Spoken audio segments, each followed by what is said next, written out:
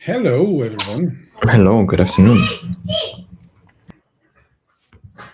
How is it going? Going well. Today we're discussing prioritization. Well, not how to prioritize, but what to prioritize. Especially in a space where vibe coding is available and you might be tempted not to prioritize everything. We'll just have the AI solve it. And all the departmental, organizational, engineering, cultural, and interpersonal issues that such assumptions might cause. How are you, Yeah, Adrian? I'm fine so far. Actually, the topic goes a little bit into the direction of being fine as a startup CTO or not these days. So I am very much ICP of this topic of today. That is not something I could add. And I would say that no, I'm not a CTO anymore. Mainly, that's the reason why I'm not calling myself Stackable CTO anymore. So I'm more in the founder role now, but I'm still technically extremely involved. I think the single most changing aspect of the last years was the idea of vibe coding, and we never got away from that. So we tried to say agentic coding, not vibe coding. Come on, I give a crap. We call it vibe coding. Everyone knows we talk something to the AI and does it for us. That is what is vibe coding right now for me. And it changed several times. I had a conversation today with a colleague of mine regarding backend development, and he's let's say doing founder stuff as well. And he told me that it's different now. It's not fun to develop anymore. Development is now a form of AI work, and you wait a lot until the AI is taking a look. Then you discuss a lot. Then you discuss. This is a little bit like you talk about instead of walking the walk, you talk the talk. And somehow, while you talk the talk, you walk the walk. It is not like you walk the walk and sometimes you talk about it. It is you talk all day long about it and somehow the walk gets done. And it's very different. But regarding so the reason why it's a topic for us is that if you swipe the credit card through API of Cloud Code, you resolve a lot of issues you might have as a startup because you have other. So we are not really a startup, but we have a product which is working like a startup product, and so we have a differentiation between legacy products, which we do by hand, and we have modern, or let's say more modern products we do mainly with AI today. And there are so many implications, so many phases of where we felt like that is correct to do. Then we discussed it, we argued about that we had the conclusion that yeah, actually isn't that bad. Actually, it's very good. Actually, it's not fun anymore. Is it now good for the money? We produce a lot, but do we actually sell as much as we produce? There are so many implications regarding AI. I can say that AI works in the sense of what AI is supposed to do. The point is more, can an organization do something with it in a productive way, in a real productive way? Or is it actually like a new trend we see coming Mm-hmm. that AI is working, but somehow you cannot translate it into real productivity as a startup, as a CTO, as a small business? Mm-hmm. It's a different thing than a large company. It's harder, much harder to implement AI into large companies than it is into small companies. Small companies, you have 5 MacBooks Pros, and you put in Cloud Code in Shell, and that's it. That's your AI implementation. And in large companies, it's much more complicated. But today's target is the startup CTO, and I can say it's an interesting path. So I was pro AI from day one, but I knew at the same moment that the old days of funny coding weekends are over for me. And it Mm-hmm. was since then. I never have done that anymore in my life. Since then, since 2 years now, I was sitting there at afternoon or something like that, but not coding myself anymore. And these days, I'm much more confident that things actually work, especially those late night sessions where you need to get things done or something Mm-hmm. doesn't work and you're stuck there. That is extremely reduced by AI. these stuck moments are not actually existing anymore. You have multiple stuck moments at the same time, which you solve right now. But on the other hand, real productivity gains is a different story. So you produce more because you have more ideas, but it is not necessarily more revenue at the same time. Mm-hmm. That is something we can discuss today as well, and it's extremely important for a CTO or a CEO in a startup who needs to get quickly to a market fit, to a proof. But on some point in time, you need to make a switch into actually getting away, because another side aspect is what we found out is AI, how we use it, is definitely not for juniors. It is for people who have a lot. We're talking about minimum of 10 years of very good experience. In my case, it's nearly 30 years now. So I'm a no, let's say real experience is around 2 decades, like professional experience. I mean, they can use it, but it's definitely just amplifying their confusion, right? Not their contribution to I think it's even the worse. business outcomes. If you don't know 100% what you do there and you push forward because everyone wants to make progress because of business reasons, then you might get into a very, very bad state. In a state where you are afraid to publish something, afraid to show it to your customers, afraid to show it to your colleagues, and you still use AI, and you ask AI, can you take a look, can you review, and you review something, and you push it, and it's still broken. And I think that is one of the reasons AI is just an extremely well done, intelligent autocompleter, and it's not making the engineering thinking work from you. It can help you with a good plan and try to help you understand everything, but if you are not able to understand the plan for implementation or the review of a or inspection of code or something like that, if you don't understand what you need to do with it and you still do it because of time, because of money, because of business reason, I think you can get quicker screwed than ever before, right?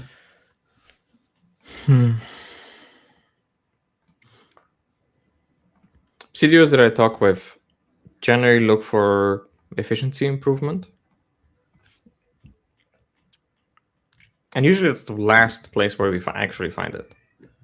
Efficiency in the improvement in the sense of how long does it take, how long do we need to go from, column A to column B in some kind of development process, or from idea to production, basically. And they're looking for efficiency on that. Generally, the big strategic moves, not drastic, just impactful, so moves that don't involve firing people, that CTOs can make with or without my help, have usually to do with focus and killing projects and minimizing parallel work and minimizing distractions and minimizing how often their best people are working on nonsense tasks.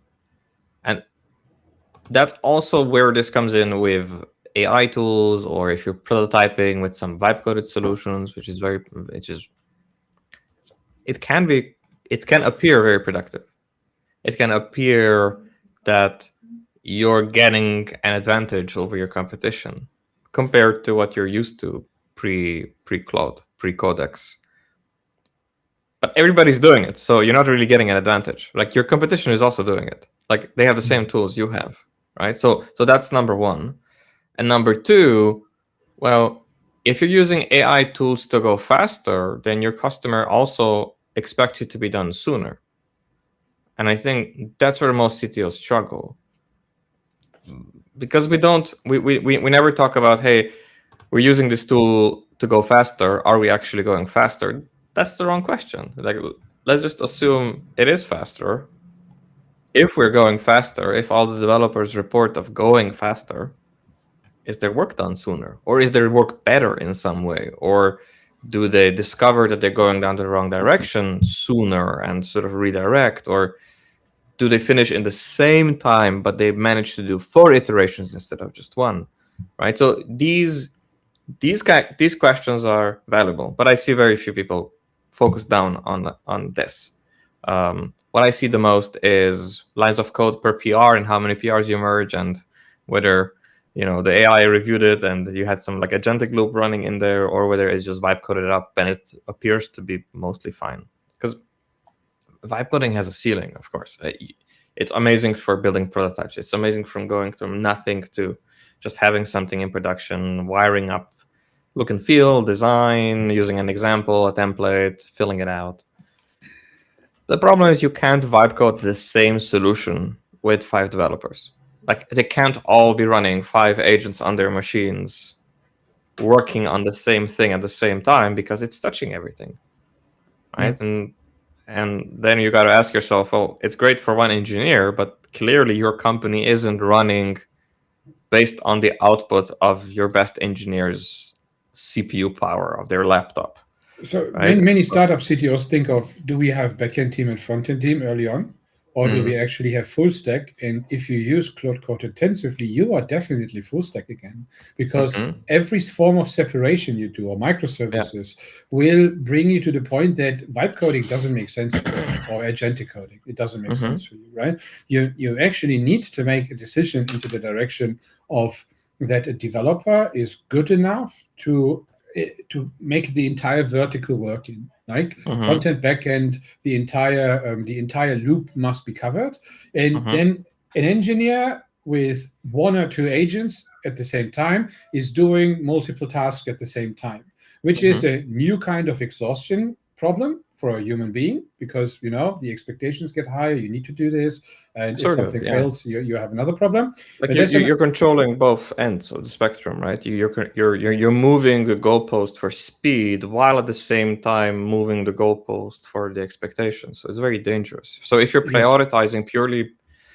to favor sort of short-term measurements of efficiency or short-term measurements of speed, you're still at risk if you're also moving the goalpost, and you're still at risk considering the tools cost money. I saw a lot of engineers max out their Fable subscription this week, just because they're in this FOMO thread. I'm using Solid right now because it's $2 per 1 million token.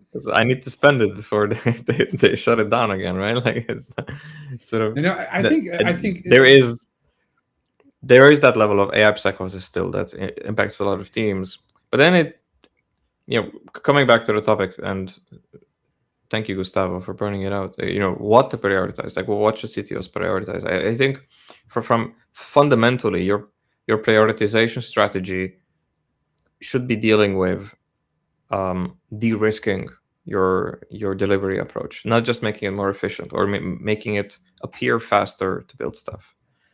Because and Dan North had a recent talk, I think last year in GoTo, about this concept where he's talking about risk-adjusted value to the customers, right? Where a lot of CTOs essentially discount or ignore the meeting part of the requirements sooner, right? So generally, from like a systems approach of a team of 20 engineers, you're looking at, okay, how soon can I get something to demo, and when can I get the full feature set? And if that is a too large problem, how do I break it down? But usually we're aiming at it from like a strategic level as all of my features are kind of equal, but there are some that are harder and more important to get right? So the data flow, the areas where either there's a security concern or business risk or very expensive to rework, rewrite, or re-architect, or maybe acquire hardware for. And then that's where most of our money goes. That's where most of our attention goes. And then you have AI fill in the blanks with the boring stuff, which is the front-end work, the Terraform script, if it can get it right. The initial sort of going from blank page to project setup. AI is great for that. But then for the day-to-day work, AI can collaborate a lot with you with regards to building stuff. But the prioritization isn't how do I build it faster. The prioritization from like a CTO's perspective benefits only to the business if we can figure out how to close our feedback loops faster, right? So the point of continuous integration is that we force our output to connect with the feedback generating mechanisms. If we just generate more output, but we get the same amount of feedback for more output, then we didn't need most of that output, right? And that's where a lot of engineering teams run into a dead end. They just token max like crazy, and then the amount of feedback is the same, right? Like they can't absorb more feedback than they could before AIs. And I think if you are going to push or have some kind of mandate as a CTO to prioritize AI usage and focus on being more productive, then the number one question needs to be, how do I speed up the feedback mechanism, right? So how do the engineers learn faster now that AI is in the loop? That is what I would prioritize. And we did that experiment with a few teams. Works out really well, but it's definitely not easy. It's very unintuitive. It's quite noir. Like we're discovering it while it's being discovered on the market. Like there's very few books that talk about it. So it is actually difficult to find some already solved problems or sort of pattern match to existing modes of working like this, because it's so fresh and it's changing all the time. I don't even think that there is a standard way of handling that. I don't think it will be available in the next years to come, because AI amplifies the uniqueness of your process. It's not like the idea of continuous delivery, which had a overarching meta idea behind it. And you had the choice of the CI/CD pipeline and these kind of aspects, and maybe you had a staging branch or not, or something like that. These kind of things, yes, but everything else was a little bit like streamlined, so it was clearly you could see, oh, that's. But I don't think it's the same with AI. I think we see more and more very unique. So people will become more creative in how they solve the issues. Some companies work clearly, and I see those work clearly towards a focus on the seniors and absolutely focus on juniors. Others tried with a lot of juniors doing now simple stuff because they are agencies. They just, have 20 web pages to maintain, and they use AI as juniors for this. Is another strategy. So how do you actually bring those two together? You don't, because it's totally different approach. It was back then before AI already, but with AI, they basically amplify their way instead of changing it. I see no one changing towards a new AI strategy. I see everyone using AI to enhance their current strategy. I never saw anyone changing their strategy because of AI. I haven't seen that. I don't see it's not there. If someone is listening to that, leave us a comment if you do so. I mean, I have seen it pulled off in a lot of my teams. It is possible, and it is fun. Like it's oddly satisfying, to. I don't even know what to call it. Like what is exactly the fun aspect of that one? Well, in the sense that to solve it, to change your strategy, to integrate it into your SDLC in a way that your strategy before wasn't working. Sorry? If your strategy beforehand wasn't working, but if you have a working strategy and you change it to another possibly working strategy, the fun aspect could be some form of waste of time in that moment. That is what I want to point out a little bit. Like, I wouldn't change anything in a strategy if I don't need to, because I have different things to do than changing working strategies if it's working. Why? Why not? Well, why should I? Why wouldn't you adapt the strategy if there's a better way of doing things? This is what I just said. Argument. When there is no better way of doing it, it's just a different. No, but my point is, we adopted strategies where using the AIs as soon as possible turned out to be much more productive. Yeah, of course. But if you can use AI with an existing strategy, and it works and it's proven, and you don't need to change much, it's much more efficient, actually. No, but it works much better if you change it. Like that's the. Is it so? That's the point I'm making. Yeah. Is it so? Because I wouldn't say that you need to change the strategy to a strategy we can't define yet, and it's better. I wouldn't say that. Because I wouldn't generalize. This is the point, not generalizing it. We adjusted it. We adjusted it in a few teams, and it works better. But obviously, if you're just gonna tack on AI onto your existing process, it's gonna provide some noticeable changes. I'm not sure it's gonna make it better, but there will be some changes to it. But if you adapt your strategy in addition to that, and it's beneficial, then absolutely. We've tried in very different teams. We tried the approach of involving the agents on like a commit level, on a project planning level, on a to the customer facing level. And what worked best was putting AIs where they facilitated more interactions between the employees. That turned out to be very, very helpful. Where instead of using it as like a background process, like a cron job, where it's you're telling it to do something and then it does it, and then it's kind of like a black box and you review its output later, that it is sort of the facilitator of conversation, so that rather than a product person calling a meeting, now you go I saw this a few hours ago in one of those channels where this experiment succeeded well. Was we built an internal bot that sort of understands the DSL of our company, and the product person comes into the appropriate channel, so where the engineers are, given that some part of the domain, and started asking questions of our internal bot, right? And then people saw the conversation and chimed in and said, "Oh, no, that part the bot got wrong. It's a hallucination, but we can do this. What are you exploring?" Right? So they went on to this process where they started conversing with the bot publicly. So, and one of the patterns that I'm seeing that works very well for AI adoption is introducing bots in such a manner that conversing with the bots is public. So on Linear, on Slack, on your sort of visible spaces, so people can overhear them and join them and watch them. That more than anything was very valuable feedback from the few teams that went like really deep on this. But I'm also working with teams that are sort of doing that whole tell the AI to do something and then I wake up tomorrow, do a PR. I don't see that to be highly productive.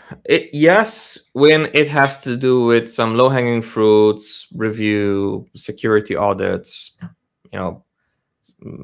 plugging holes, basically, but not novel Genesis custom software creation, not where the engineers need to learn, right? So it's great for environments and for chores, I would say, where there's very little learning involved and where you kind of know what you would do if you had all the time in the world to do it. It's just not economical for a human to be looking at everything and reading everything, right? So in those areas, it's very valuable. And if your business involves that kind of strategically involves harnessing that kind of attention for your primary or secondary revenue stream, then absolutely adapt your strategy, plug AI tools into those areas, and have your engineers, have your people adapt to new kinds of workflows and experiment with them.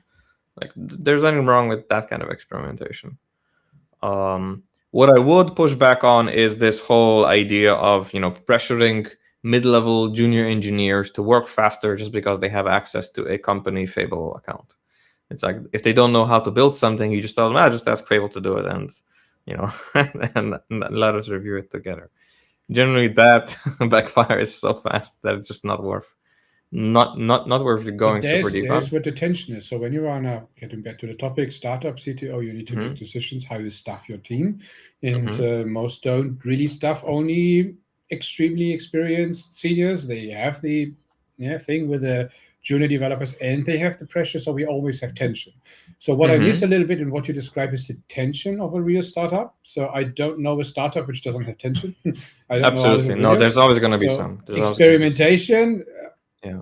Who's doing that? I don't know many people who are doing that. Some have 1 hour time to actually a day per developer to help another developer. There is no time for experimentation, and there's this junior problem. So why should you invest now money into training someone for 12 months to bring him to a point where this person can work autonomously if you can hire someone who can actually do that already, in the assumption that you find someone who can do that already. I mean, And that is a little bit the tension right now. Strategically speaking, there is no tension. Specifically on that example that you mentioned, I don't see it. Like, either, you're saying, why should I train somebody? Well, compared to what? Like, whoever will be in the job will be learning. So you're training them. You might be training them on the domain, not how to program, but it is what they learn about their product, what your customer, your market, that's really valuable. Right? So that if you are in a space where you can get shit done without your engineers learning anything for 12 months, then such people will and can be replaced by people who are learning and have access to AI tools. But that, right? that is what is done out there. That is the problem. But strategically speaking, that is a very low margin, high risk situation for such a business. But that is the case, because they get some money CTO, and they have a time frame for 12 months. So they don't have the horizon to train someone, because for them the world ends on that 12. That's like, again, I'm not talking about that. They have time to train someone. They have exactly 12 months to train somebody, right? So, and whoever they will hire will be learning, right? So my point is, like, the reason why you hire somebody experienced in a startup is so that you extend your runway or fail fast. Like, I mean, you can have it either way. But generally speaking, you're not hiring somebody incompetent that you know how to train. Like, you're hiring somebody for a job and you don't necessarily know how to train them. So your job, your prioritization strategy as a CTO is to how to de-risk the situation as much as possible. If you can, if you have, your primary work, if day one in your startup is setting up some kind of demo because you need to go to an investor rally, absolutely. If Claude can vibe code it up with Fable, and you have somebody in your organization, a founder, a CTO, a founding engineer, a staff engineer, a junior engineer, who can conjure up something convincing, then for those 2 days, that work is valuable. The problem is that it doesn't de-risk your situation of creating a product that is scalable to your market needs, especially if you want more than just a single user application. We also need to talk about, vibe coding is sexy because you can go from nothing to a working application, but usually vibe coded applications are single user, right? So if you want a multi-tenant application, that already becomes very complicated, because you will want to get the details right about how the tenants are split up, how login works, how those things work. And if you're not using out-of-the-box solutions, which most vibe coding cloud-hosted IDEs come with exactly solutions to those kinds of problems, which just facilitates more vendor lock-in, more risk to your organization. If you don't get those details right early, you're not really benefiting a lot from the productivity increase. You did benefit from having something to show on like a product rally, but so did your competition. But you're not actually closer to building the real product. There is a gap to be solved in, if I build it faster with AI, well, I didn't learn anything in the process. So if you can now devote time that you saved by not having to build out that thing that wouldn't facilitate learning anyway, because it's a prototype, right? If you can now devote that time that you saved into actually learning about your business, learning about your product, learning about your coworkers, learning about the market, or hiring somebody who's competent, right? Like, that's valuable. But I don't agree with you with the stance. It's not my stance, because it's a startup. It is not my stance. You need to listen. It is what I see out there, and experimentation is not a topic out there where I am. And in basically every company, it's not. People need to get things done. People, they are always under pressure. There's always the next deadline. There is always this backlog we were discussing since years because of that. And those are the issues of the people, not how to train people to become better. It is how to get things done faster, because they have. I don't think you're listening to me. Like, what I'm saying is, you don't hire them as an educational body, and you're like, you hire somebody consciously who is incompetent, and you're going to use the runway of the startup to train them in software engineering, so after 12 months they can build something for you. No, of course you don't hire them for that. What I am saying is that if you hire competent people, on the winning path of the startup, your best people will have learned something from day one until the projected time where your runway would have run out if you don't extend it. So there will be learning there. I'm not saying they will be learning the craft that they need, that they will be going from zero to hero. That's the reason why I picked up on that, and that was never closed. It was the junior who is not allowed to use AI to work. That was the topic. No, but that's my point. That's my point. You can your job, your prioritization as a CTO isn't to try to figure out how to get away with juniors using Claude and how to manage them to use Claude, or how to avoid juniors using Claude, or how to manage sort of the junior level of the hierarchy to make a productive leaner. We also need to assume that it's probably going to be leaner if you're going to be spending a lot on AIs for the same budget. If you're going to have a leaner organization, the ecosystem is definitely shifting, where it is very hard to get into software engineering.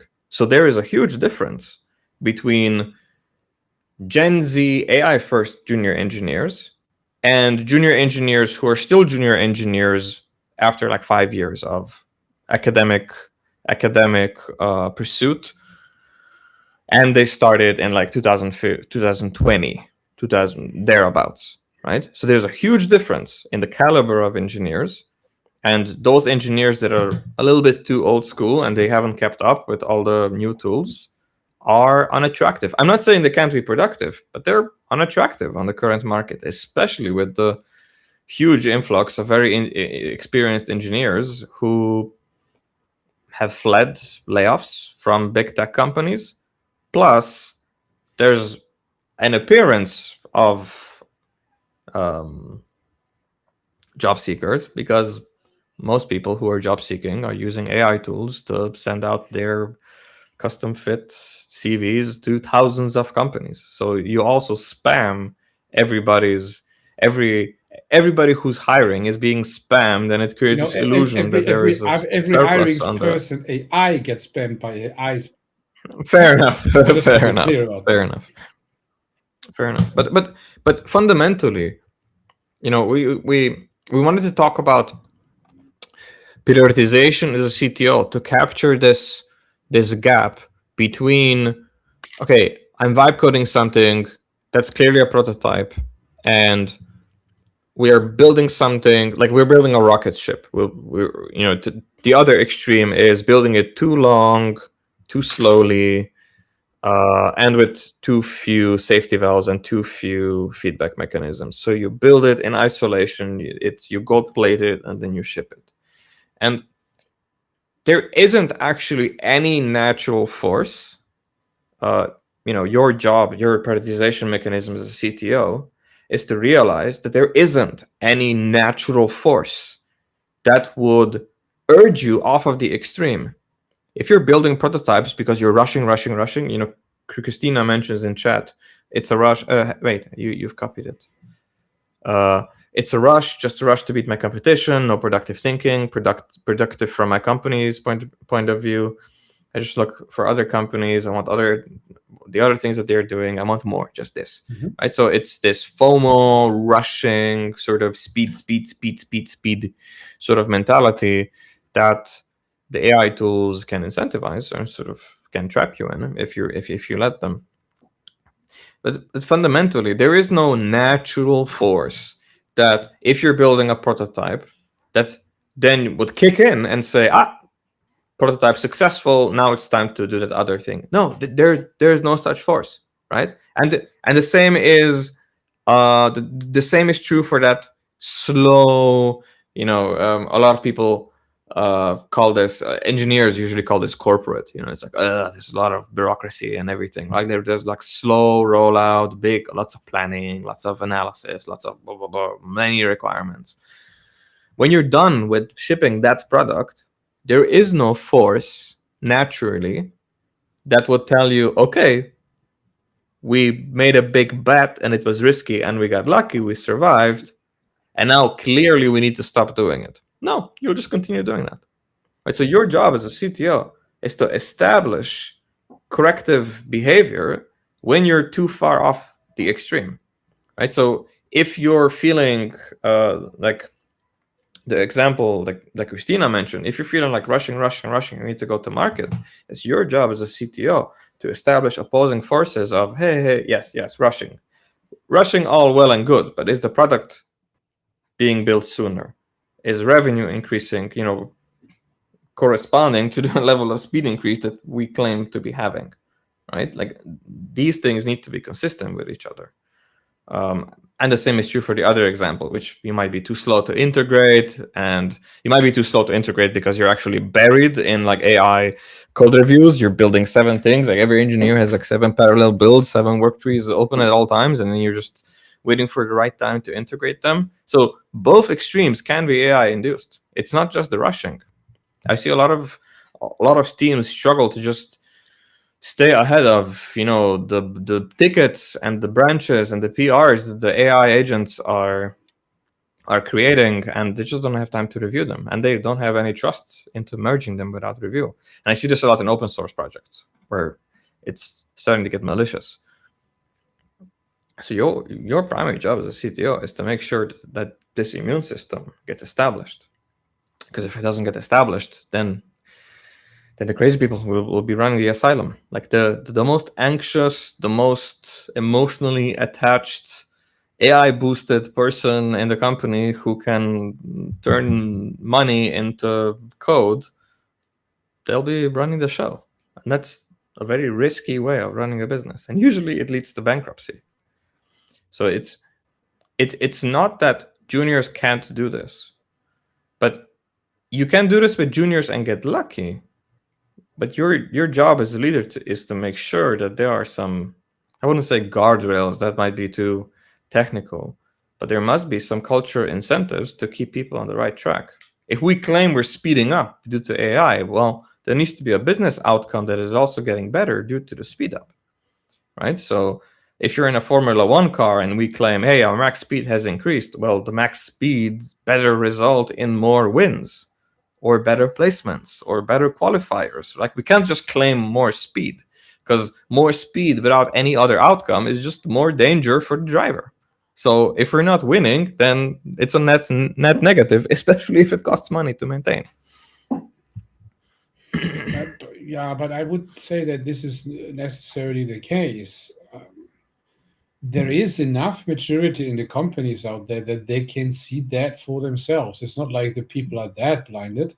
I think that there is a natural tension of the market.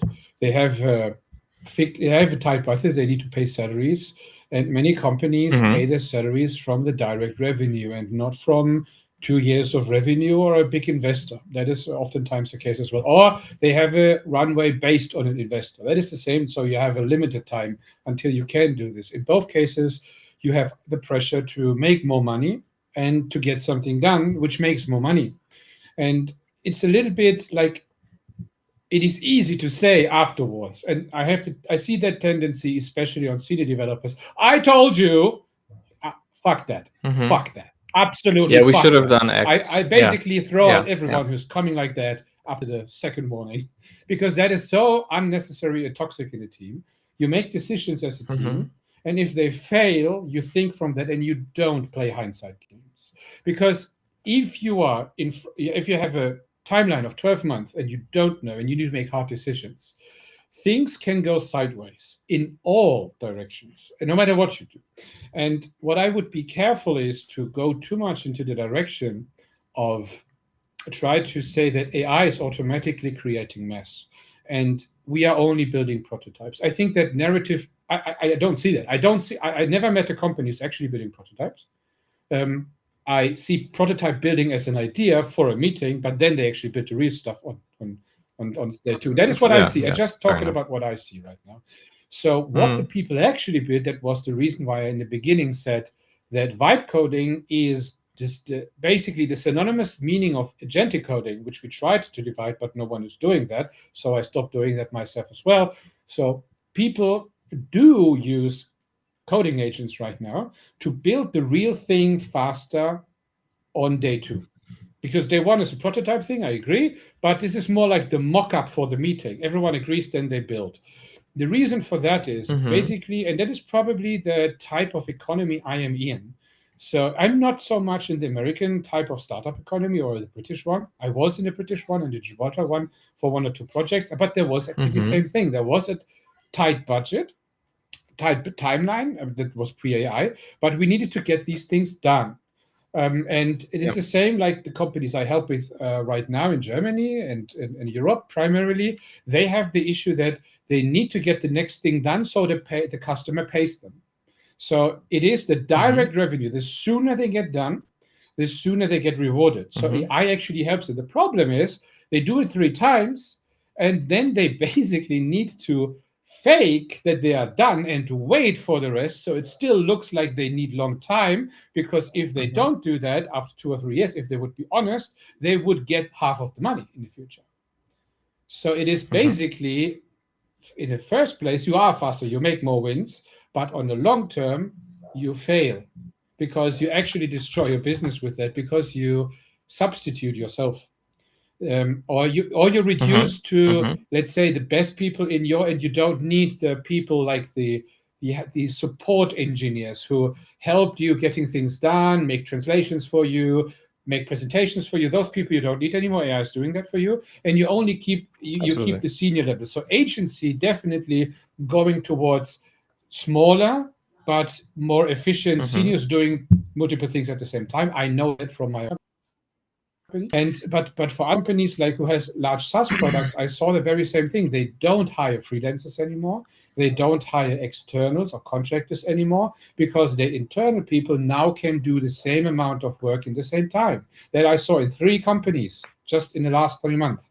So I see that people use AI efficiently, but I'm worried about the long-term consequences, not the short-term. Short-term is win. But I think what you are afraid of is, in my case, a long-term problem.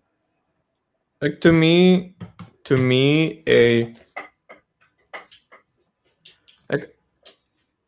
I would flag let's say, an abandoned artifact as a win, right? So a lot of code. So generally in startups, code churn is high, right? So what you want to avoid strategically as a CTO is the appearance of very low code churn, and then the deadline gets close, and then code churn starts spiking like crazy. That's what you want to avoid, right? Because that's you introducing breaking changes, that's you screwing up something last minute, that's sort of that death march mentality of let's squeeze, and then after the launch, demo, whatever, everybody's tired. Or maybe this has been going on for 7-8 years, and it becomes this cycle where you can roll out features, and then there's a cycle where you can't roll out anything because you're just tired or you're burnt out, or it just created such a mess that then you need to clean up. So from my perspective, what I started differentiating with the CTOs that I'm coaching is we started differentiating LLM generated, like agentic churn from human churn, right? So if an AI created a branch with 2,000 lines of code and then got abandoned, I don't see that as a problem anymore.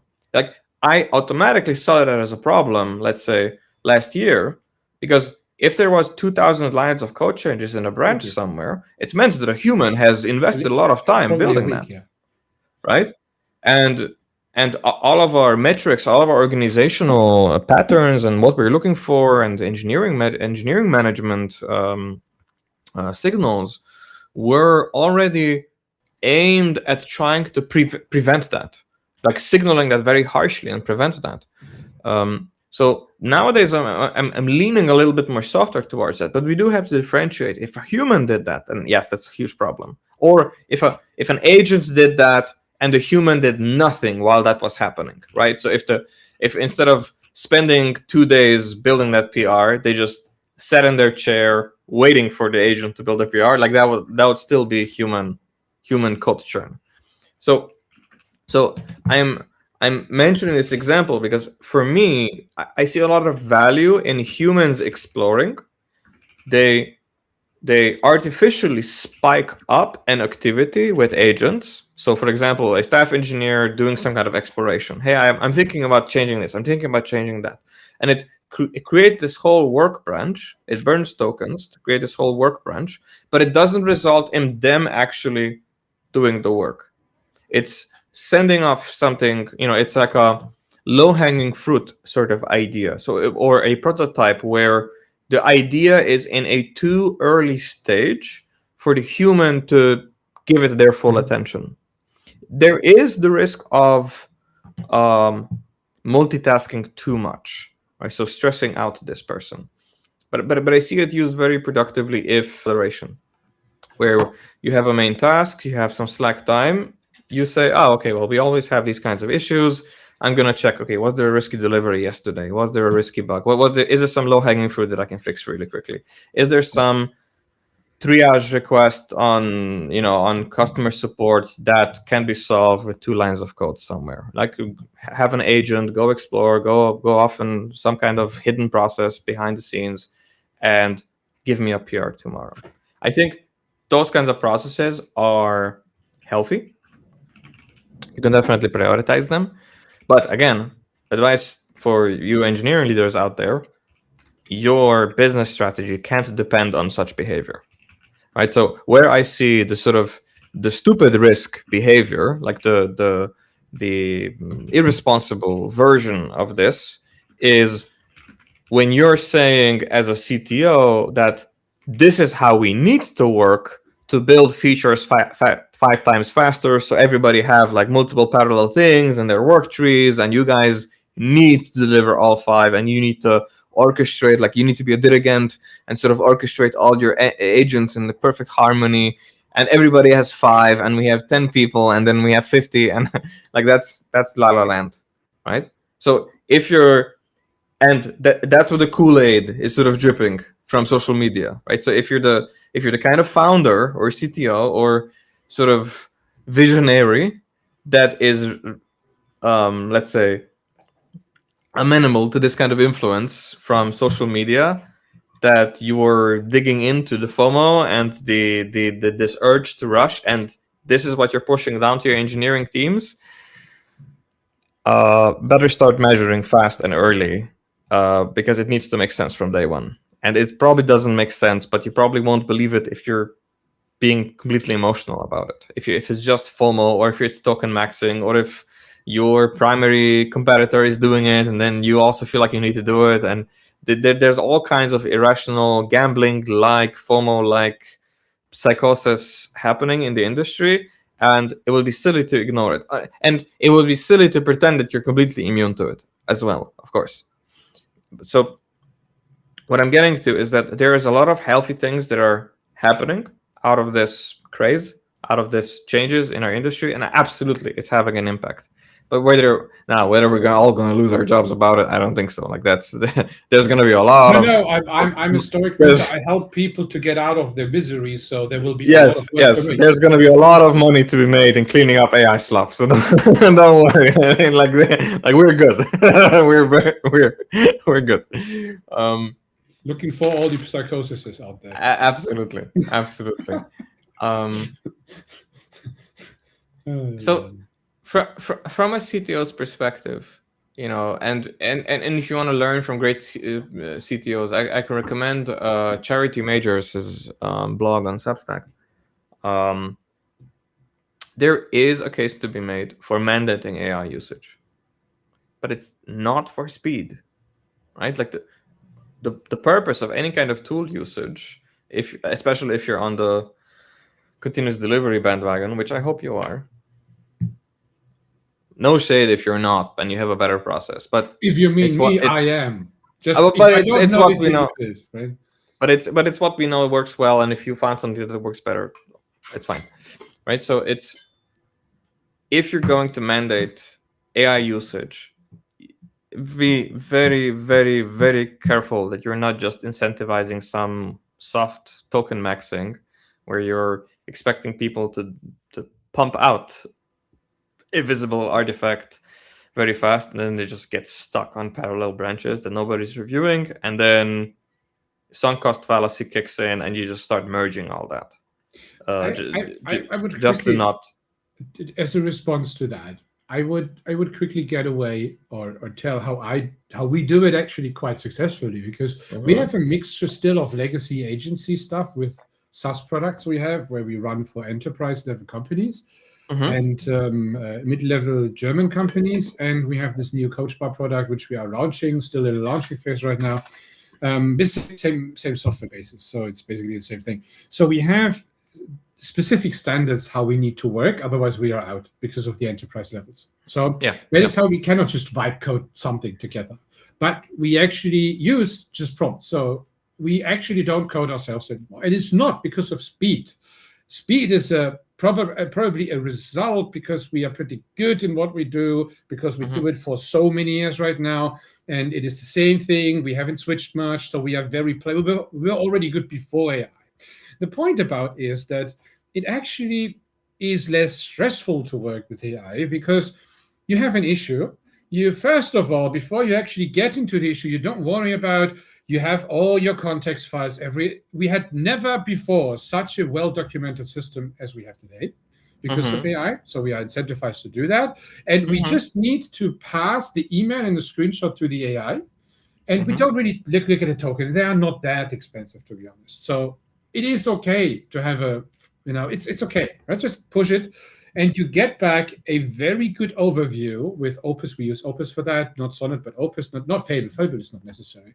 You get so much of a valuable overview of what the possible things are. You have a good reason to quickly talk to a colleague, discuss that issue, make a new issue indirectly, not in a ticket board, we make it directly in the code base, an issue, and that will be worked down in parallel. It is a little bit like that. So we have a clear point of how we want to tackle that on an engineering level. We have at least 4 eyes making the decision how to work with that. And at some point, there is an engineering plan done by the AI, iterated through, let it run next issue or parallel next issues.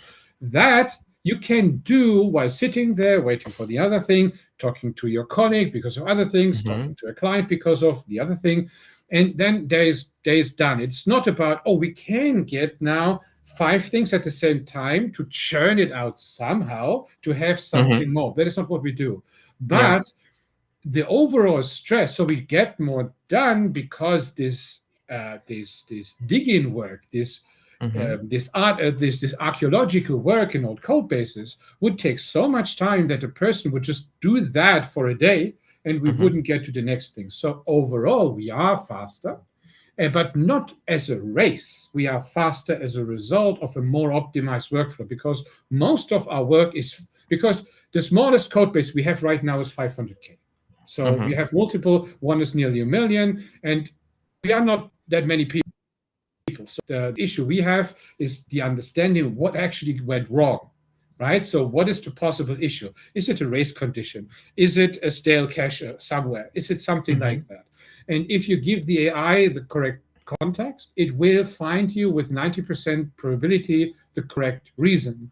And the last 10% you need to bring as a engineer, as an experienced engineer, and say, you know what, that doesn't make sense. Oh yeah, that's actually plausible. And then you dig in, you find the reason, you ask for a possible solution, you review the solution, 2 or 3 things, you discuss it quickly, then you let it run. And doing that is in fact faster than do it all by yourself, because absolutely the integration of the plan, and there I absolutely agree with Brian Finster, coding isn't the part where you make a big difference as a human anymore. AI has solved that problem.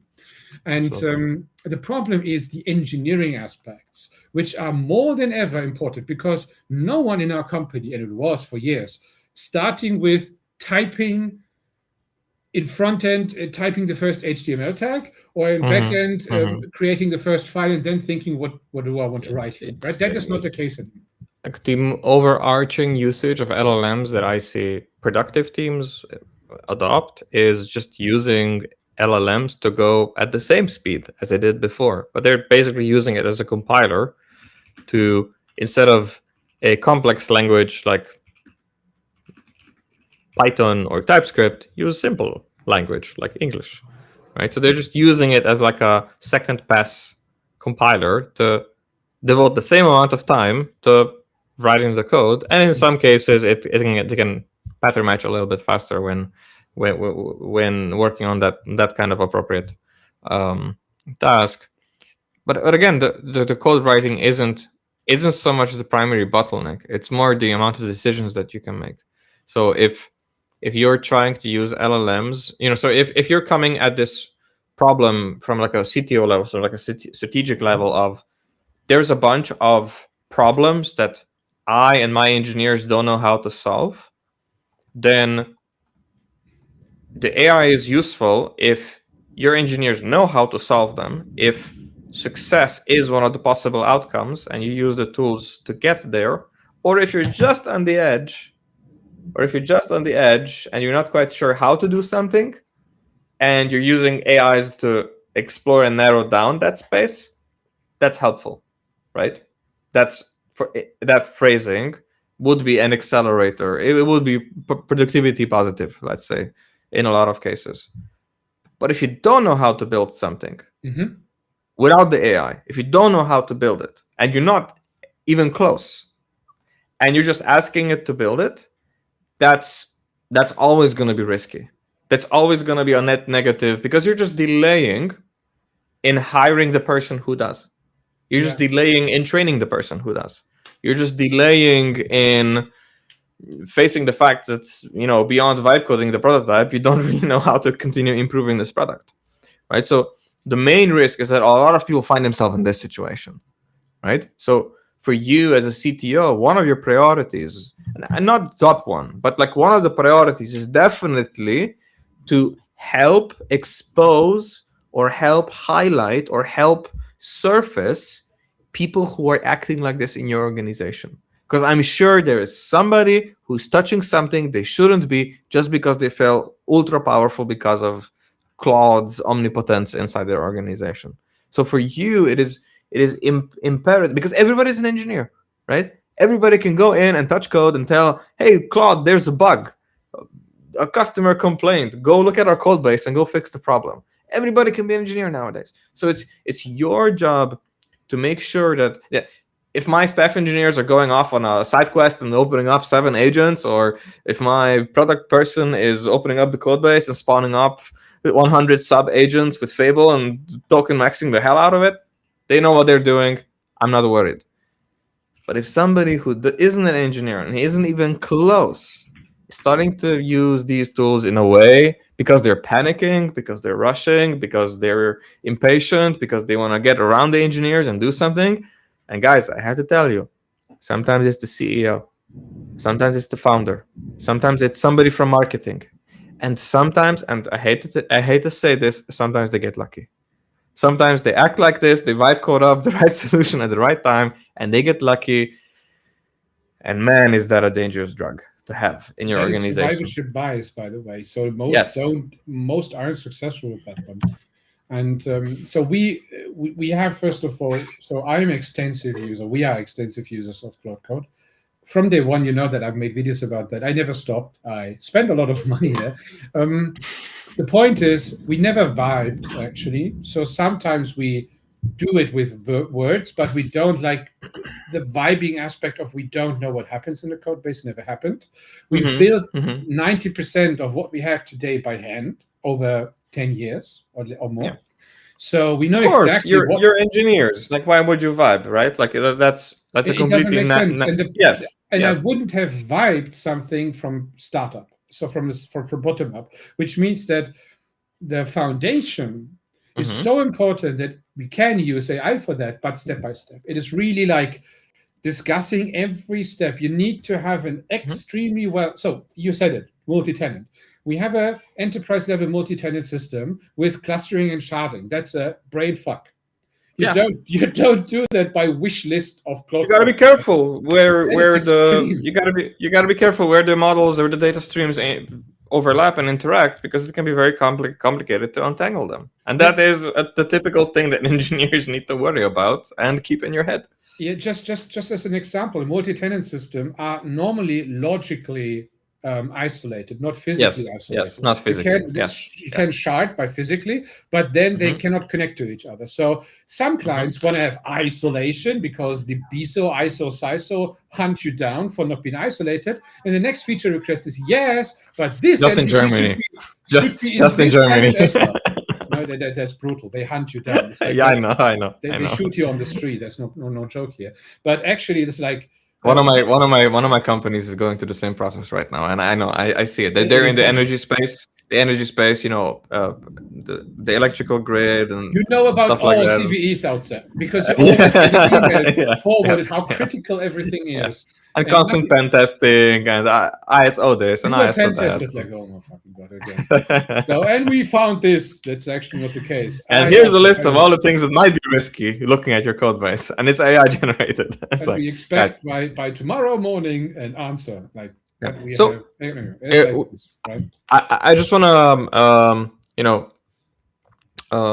put a lid on a topic that we opened up earlier with junior engineers, right? With the framing that we just created with this, if you're experienced or really close, like if the solution is in your possible outcomes, if the probability of you solving the problem by yourself is high, then do whatever you want. Like, you'll be competent. Use the tool for coding, use the tool for thinking, use the tool for planning, use the tool for vibe coding. You'll figure it out. You're competent. You're an engineer. What's dangerous for juniors is if they don't know how to solve it.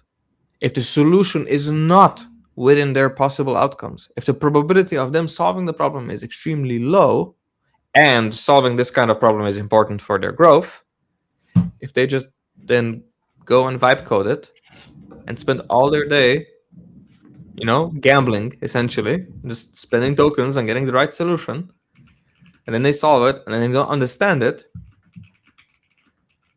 that's a problem. Because now you have an engineer who doesn't know how to maintain such a system. They didn't learn anything out of the process. And the solution that works to them probably isn't recognizable from the other solutions that aren't working. If it was, then they would have probably been able to write it themselves once the AI got it wrong the first time. And that's very dangerous. And that's where I see a lot of impatience kick in. Because some managers, some product managers, engineering managers, founders, sometimes they act like this. They hire cheap junior engineers or interns, and they give them Cloud Code, and then they're like, you have Cloud Code. I'm paying big bucks for Cloud Code and small bucks for my employee. You fix problem, please. Right? That's extremely dangerous. And that's extremely toxic. Now, and that I see a lot in the industry. This kind of impatience, this kind of, I don't even know what to call it, because we usually had this sort of stigma of staff augmentation with people from the Philippines and India, and there it happens, but our code is of high quality. But now I see this with agency behavior. Sort of the agency behavior, but it's also, there are some agencies that were not really. It was arbitrage. It wasn't really an agency where you got access to huge, like, amazing talent and somebody caring for the process, or like, agencies are primarily in the hospitality business. They try to make sure that the stakeholder is happy. A lot of agencies, they're doing staff augmentation from like cheap, like, lower cost of living areas. They're just doing arbitrage. They're not really feeling responsible for what they deliver. They just matchmake with cheap labor to a high cost of living area where they can afford. Typically, that the ticket optimization thing. There's a ticket, and they are measured by the ticket, same as. So one of the things that I see upset engineers, upset CTOs, and possibly even increased risk of the existential risk of businesses is this evolution from this kind of arbitrage, from this kind of ticket maxing, where if you're looking at your engineers as a cost center, like a feature factory, the feature factory looks better on paper if you just token max the heck out of it, because they will appear to be more competent. But the amount of problems that they can solve that are in their solution space that could generate revenue for somebody who is competent is actually the same as not doing that behavior. Plus, it can impede their growth. So that's very dangerous. If you find wind, and I have to highlight. I'm not saying that a CTO would uniformly do this across their entire org. No, that's not what I'm saying. I'm saying that it's easy to miss. I'm saying that you have a lot of good engineers that are good engineers, and then you hire a few new people, and they might be coming from a different industry, or they might be too junior, and with them, you accidentally do it. With them, it's like, okay, I don't know how to solve it. Okay, just go ask Claude and it'll teach you. Right? Because if they were competent, they would know to ask Claude and or somebody else. But if you are now using Claude as an excuse not to make time to educate and train your people, then you shouldn't have hired them. But this idea that they will magically figure it out with Claude and that you have to tell them to go figure it out with Claude. I understand if they go figure it out with Claude. If they're an intern and they ask Claude everything and then they learn, that's fine. You know, if the purpose is learning, like teach me, like create a course for me where I will learn, I don't know, linear algebra for this task. You know, that's reasonable. But you wouldn't have to prompt somebody. You wouldn't have to tell somebody to go learn this, right? They would just know that they need this knowledge, so they would ask a LLM or maybe Google some kind of solution, some kind of course, and they would go do it, and then they would have a little bit more knowledge with which to tackle the problem. So what I'm saying is that it's very easy to accidentally fall into this trap, where a founder might just be stressed out of their mind, looking at the runway, looking at the numbers, looking at the margins, and they just push, and without even being explicitly told, the engineers will just assume, okay, if there's a problem we don't know how to solve, we'll just have Claude solve it, because if I don't know how to solve it, what harm is it if I just let Fable go extremely dangerous and just merge whatever it produces? That behavior happens accidentally, and it happens a lot. So it's very important for you as a CTO to set up cultural guardrails. Again, I hate the word. In this context, it's not the right word. But you need to keep your eyes out, essentially. Where this behavior, it will pop up, it will be sticky, it will, it is essentially the quiet quitting of 2026. People mentally checking out and they just don't think and they don't act responsibly. They just delegate to an LLM, which is irresponsible. So you need to keep your eyes open if this is happening in your organization. That would be my advice. Like, if you are in this situation, definitely tune your radar to this, because this is a new problem. Nobody was trained to handle it, and you will definitely have to handle it. It's an identity problem. The engineers don't identify themselves more and more as engineers anymore. And that needs to be, we need to get back. So we had that already before AI, we were differentiating between programmers and software engineers, like the people thinking about their work and the people typing the work. They think about that. And today we don't think about programmers because, everyone understands now that code sort of kind of it's replacing programming. It's like software engineering is the thing now. The problem is now the society never learned to have the majority of software devs being engineers. Because most of them, especially in Germany, actually are no trained engineers. They are basically sidekick developers. They came into they know a language or something like that. So we never had this idea of I need to think like an engineer and fixing these with AI. And let's be honest, most teams don't spend a lot of time in front of a whiteboard designing solutions. Like that is a ideal that we set up for the most successful companies out there, right? But a lot of engineers who are under time constraints, they wouldn't necessarily immediately reach to a whiteboard and try to come up with a solution. Like there is still that incentive or sort of that romanticized idea that I can just sit down and start coding and talk to Fable, talk to Codex, and try to figure it out on my own, and then I involve the team. Or we call a large meeting, and then in the meeting we try to get the details right. And then the outcome of the meeting is to split up the work into smaller chunks, which is not always useful. That scatter-gather behavior can be very unproductive, right? And nowadays, most people are using the meetings to figure out what to feed their agents once they engage into that scatter-gather behavior. But I do want to highlight that scatter-gather behavior is extremely counterproductive if your engineers don't know how to solve a certain problem and you're empowering them with the capabilities of Claude, and they might get close to something that looks like a solution to the problem without actually being able to maintain such a solution, or without actually being able to extract any learnings from such a solution. I would still urge the people to talk to each other. So you can Absolutely. implement something simple, like as soon as you change something that large, something like that, create a one-pager MD file, not longer than one page, so nothing to scroll, nothing complicated, a overview of a decision you want to make. Send this or commit this into the code base to a colleague, ask for review. You don't need to make pull requests for that. It's just we just push and pull for that. What I like to do, and And again, this is a hack on GitHub, create a pull request and merge it. It's easier to review after you merge it if it had a pull request. It's a lot easier to keep track of, and it's a great way to okay, to I just still have request we just have a folder which doesn't trigger the CI/CD pipeline. fair. And Also, we just okay. said Yes. it's a to-do in there for the person, and the person sees, oh, I need to review, and then gives a little bit of feedback inside the same document, and the agent of the other person then can continue with the context of the other. So it's a little bit like an asynchronous way of communicating, but we urge to, if we implement something of significance, have a telco about that quickly and talk about that just online, right?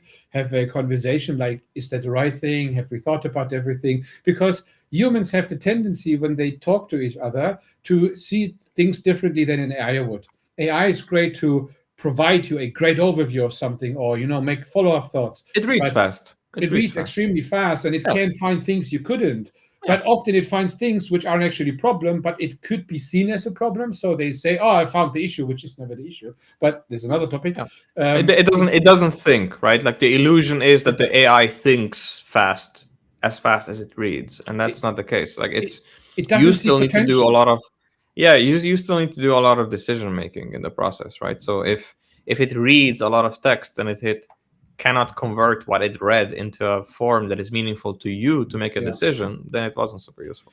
Well, what I would encourage leaders especially to be aware of in this context of like reading and sort of handing off documents is, please be mindful and just build awareness around when your engineer, or where your people, essentially everybody in product engineering, marketing, in sales, etc., when they lock in a little bit too much, right, and they stop talking to each other. Like be conscious of that. Be conscious of when somebody's work day involves having a conversation and then granola and then sending the granola transcripts to a ticket, and then the ticket is AI summarized, and then what they're waiting for is an AI transcription of another meeting where they were told to do something. Like just be mindful of those moments, because you don't want to risk losing all of your internal relationships in the organization for some mild efficiency on document exchange. Be extremely mindful and aware, and build awareness if you lack it. If you find that if everybody starts soloing suddenly, the best companies, the companies who perform extremely well outcome-wise on an organizational level, they use AIs on an organizational level. So it's public, so it talks to a team, so it talks to a group of people, so it talks to a class of people, stakeholders or customers, or it's sort of creating conversations and surfacing them in a public space, that is driving some kind of notifications, cron jobs. Those are the heavy hitters. Those workflows make sense. If all you're doing is using AI tools to tool augment writing and reading on an individual level, and it's completely private to them, and you're doing it individually with everybody in the organization, that's going to backfire. It has to connect your people. So you got to be careful. And of course, some balance is needed. Of course, you will have to explore the tool first, so that there will be that sort of individual level. But the purpose of that individual level is to learn the tool, to then transcend it and get it to that organizational level, to build your own bot, to build your own internal like little secretary that everybody in the organization can reference. so that if you and I are talking about a feature, that there's a bot that we can pull into the conversation and build a feature for us. Not that it's on my laptop or your laptop, or we have like this browser session and it's on my phone and nowhere else, and then we have these like weird context dump sessions, and I send you my you send me your skills folder and I send you my skills folder. No, like if it becomes hyper individuated in your organization, just be extremely mindful.